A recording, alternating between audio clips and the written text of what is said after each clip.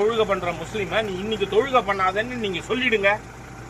நான் என் life long ஆள் விட்டு வந்துடுறேன் சார். உங்க வீட்டு வேலைக்காரனா வரேன். சொல்லுங்க பாப்போம், தைரியம் இருக்கா உங்களுக்கு? சொல்லுவீங்களா? அப்ப இன்னைக்கு போய் சாமி கும்பிடாதுன்னு சொல்றீங்க என்ன? சொல்லுங்க. முஸ்லீம 5 நேரம் தொழுகை இல்லை நீ பண்ணப்படாதுன்னு சொல்லுங்க. தடுத்துப்படுங்க ஒரு முஸ்லீம. வாழ்நாள் பூரா உங்களுக்கு அடிமை சார் ராஜா.